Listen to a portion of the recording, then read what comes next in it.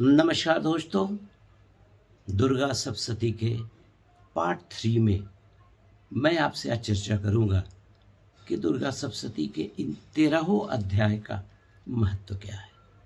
जैसा हम लोग जानते हैं कि इस 13 अध्याय में 700 मंत्रों का समावेश है और ये मंत्र इतने रहस्यमयी है, इतने कारगर हैं कि अगर आप इन मंत्रों का सही उच्चारण करते हैं तो आपके ज़िंदगी में किसी भी तरह का दुख कष्ट अभाव नहीं होगा, क्योंकि हर जो अध्याय है कहीं न कहीं पर एक रहस्य छुपा हुआ है। जैसे मैं एक छोटा सा एग्जाम्पल देता हूँ।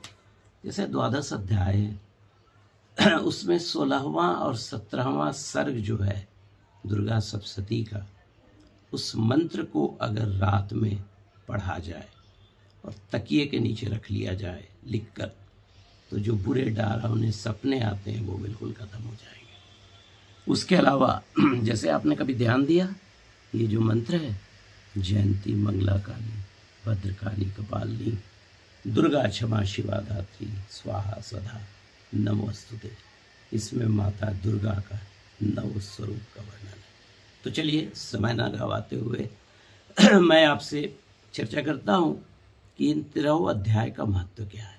देखिए, प्रथम जो अध्याय है दुर्गा सप्तशती का, इसमें मधु कैटभ के वध का प्रसंग है और प्रथम अध्याय के पाठ से समस्त दुख और टेंशन दूर हो जाते हैं, शत्रु बाधा बिल्कुल ही नहीं होती है। तो जो भी कोई कोर्ट कचहरी मुकदमा आदि में फंसे हैं, अगर प्रतिदिन प्रथम अध्याय का पाठ करते हैं तो उनके लिए ये बहुत ही कारगर होगा।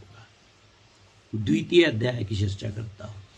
द्वितीय अध्याय में देवी का प्रादुर्भाव और महिषासुर की सेना के वध का वर्णन है। इस द्वितीय अध्याय को करने से आपको फायदा क्या होगा कि झूठे आरोपों से आप बचेंगे, कोर्ट में विजयी होंगे और आपको कोई झूठे मुकदमे में नहीं फंसा सकता है। आइए तीसरा जो अध्याय है, तीसरा अध्याय जो है, इसमें महिषासुर वध सेनापतियों के सहित किया गया है, उसका वर्णन है।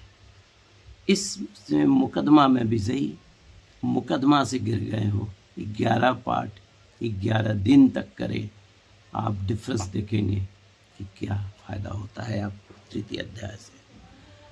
और चतुर्थ अध्याय तो अपने आप में देवी की साक्षात कृपा होती है, क्योंकि देवताओं द्वारा देवी की स्तुति की गई है इस चतुर्थ अध्याय में। तो आप सोचो कि जो देवी माता की स्तुति देवता लोग कर रहे हैं, तो उस मंत्रों में कितनी शक्ति होगी। और स्त्री और पुरुष अगर इस पाठ को करें तो शादी में रुकावटें जो है बिल्कुल ख़त्म हो जाती हैं।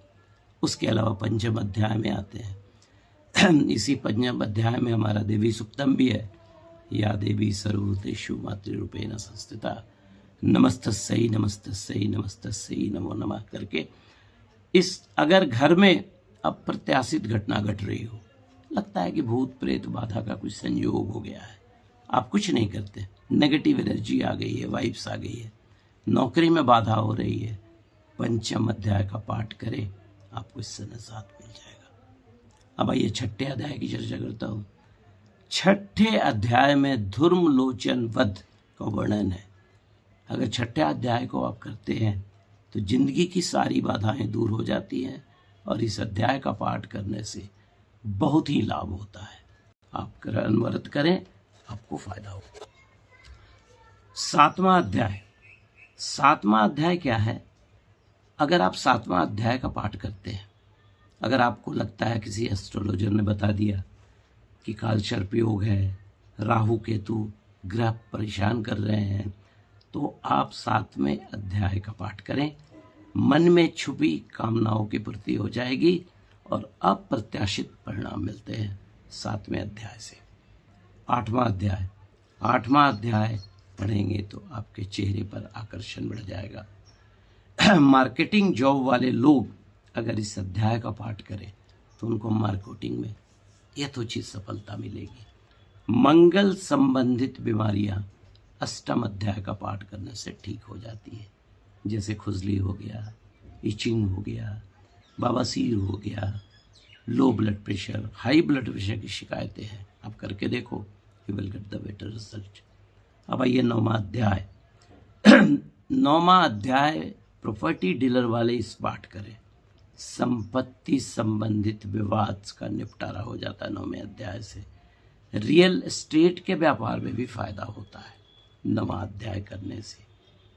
अब आइए 10वां, जैसे आपसे पत्नी से पट नहीं रहा है, या कोई मतलब बिलवेड है आपसे दूर चली गई है, आप इस 10वें अध्याय को पढ़िए, वो जो आपसे दूर जो गया है आपके पास वापस आ जाएगा।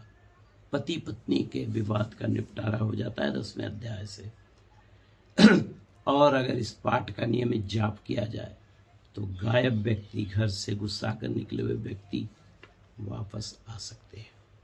11वां अध्याय दुर्गा सप्तशती का सबसे पावरफुल अध्याय कहलाता है। क्यों कहलाता है? कि इसमें देवताओं के द्वारा देवी की स्तुति की गई है और देवी द्वारा देवताओं को आशीर्वाद दिया गया है। और आप जितने भी अच्छे मंत्रों का समावेश देखते हैं दुर्गा सप्तशती का, 11वां अध्याय में बहुत सारे मंत्र हैं वहाँ पे। और इस 11वें अध्याय का पाठ करने से जो आप चाहिएगा मिलेगा। जिंदगी में शामिल कर लें, हर तरफ सफलता पाएंगे।